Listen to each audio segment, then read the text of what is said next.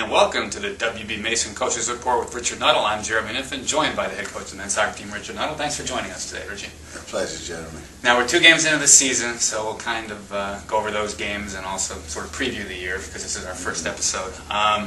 But first of all, coming off the loss to Iona, which I'm sure was a little bit disappointing, you guys regrouped and got the overtime win over Albany. Just talk about that quick bounce back and showing some character. Well, I think, no offence to Albany and respect to Iona, I think Iona were the stronger team, and they took the game to us with their pace, and I don't think we played particularly well. We were struggling a little bit at the back with 1 or 2 personnel, and it was a difficult game for us. I never thought we got into our flow for more than a few minutes, so to be honest, it was a deserved loss. Yet, as I've always said, and I said it last year on a constant basis, I believe in what we've got, and I think we can have a very good season. I think we pulled it back a little bit against Albany, but Albany were a bit of a threat on set pieces in the air, and a couple of mistakes gave them their goals or lack of concentration. But I was very happy that we kept working and kept our focus. And the youngsters who were in the team, kept going. So pleased for them that we managed to pull one out in overtime. And I thought it was, on the balance of the game, it was a deserved victory.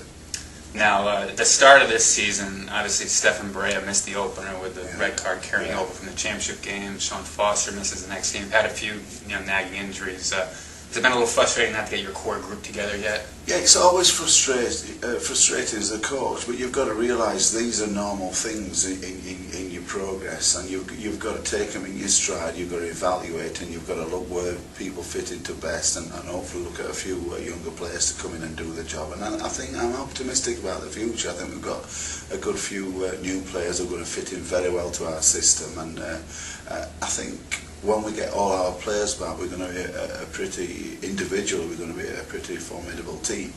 Whether we carry through as a team, that remains to be seen. But just very optimistic about the future. Now, last year you had the very strong finish. Really, it was defensively. Sean Foster leading the way, picking up a lot of clean sheets. Actually finished.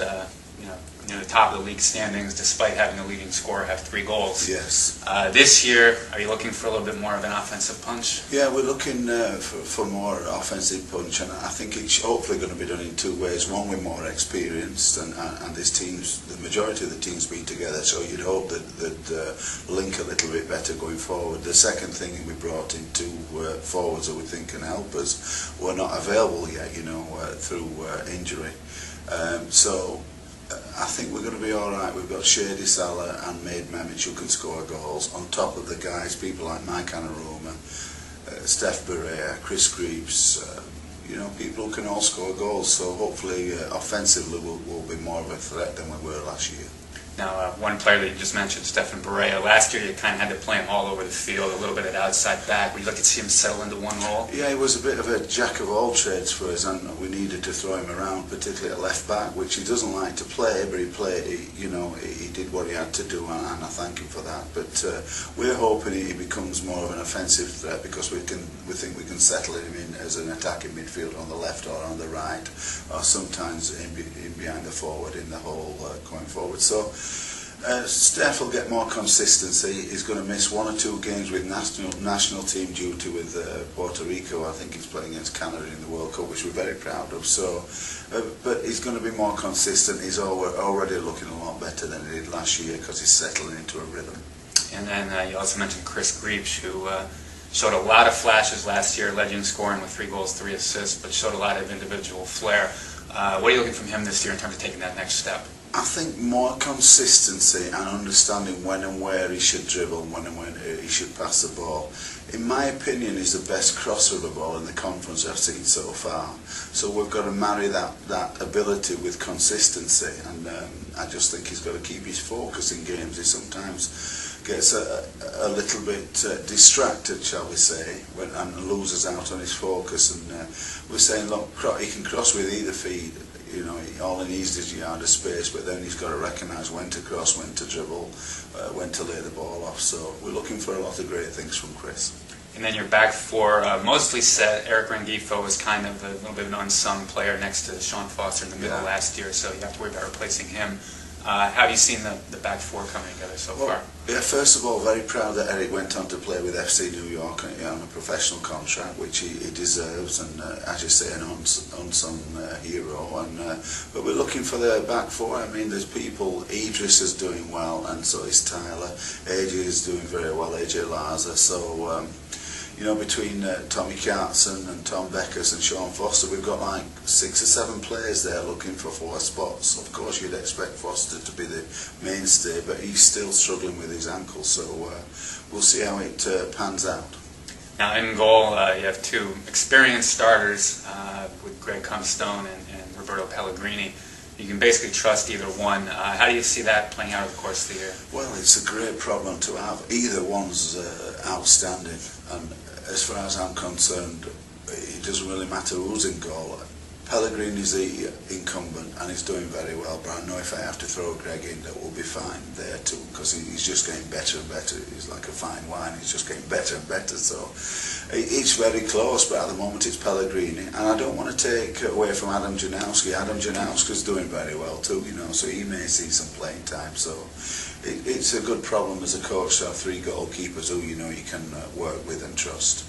And then in the center of the midfield this year, Florian Pop was a player last year who was injured for much of the year, showed a little bit of creativity. Is he somebody who, if he takes that next step, can really help you going forward? Well, Florian Pop, we keep saying to him, more is less. He tries to do too much in the midfield. We're trying to simplify his game because he's very talented and he's used to being all things to all people. So we're trying to get him to simplify his game, and he showed flashes last game as he can be an outstanding asset to this programme, but we're still working and playing a little bit quicker, a little bit simpler, and trying to do less on the field but in a more simple manner. So we're excited about him. We're excited about Hyde Emerson, the guy coming in as well, who could show some stuff. And there's also young Mustafa Haridi, who's coming on a lot in practice, and he's only 17.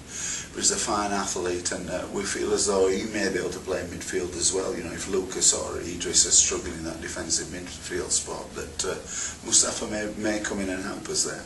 And one guy we haven't mentioned yet in terms of leadership, Tommy Beckers is in 4th year with the program, has been wearing the captain's armband for a couple of years. What do you need from him in terms of leading a little bit of a young team this year? Well, Tommy, I was a bit disappointed first game with him. I thought that he wasn't having a great game against Iona, and he affected his leadership. And we said, look, whether we're having a good game or a bad game, you've got to be a true leader.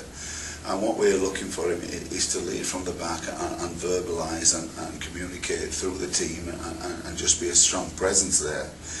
So I expect that from him. He's wonderful at practice and off the field with the communication to the team. So I just expect him to continue to grow.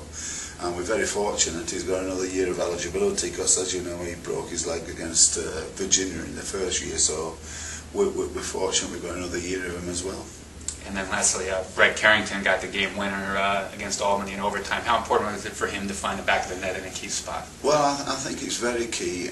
We're looking for a little bit of a, renaissance? You know, I mean, he had a good first year and then 2 years have been very, very average, but he's working hard and we're hoping for better things for him this year. But people know about him, you know, and they know how to deal with him. So he's got to keep changing his game and adapting to the situation. But he's under pressure also from Maid and Shady, you know. And St. Francis coming up this week and then some time off. What are you looking to do with your team in practice over this kind of a little bit of a dry stretch? Well, I think we've one game in 16 days, so we've sort of had a mini pre-season on the last 4 or 5 days after the first 2 games, and we'll have a mini pre-season after the St. Francis game, you know, a couple of difficult sessions physically and hopefully emotionally, where they've got to focus and concentrate. So it gives us time to really push the players after the game, but then you've got to settle down again into a rhythm. After that, it's going to be a rhythm of 2 games a week. So it's just about preparation and using the time in the best possible manner. All right, thank you for joining us on the W. Mason Coaches Report, and good luck against St. Francis. Yeah, and Jeremy, good luck to you in the future too. Thank you.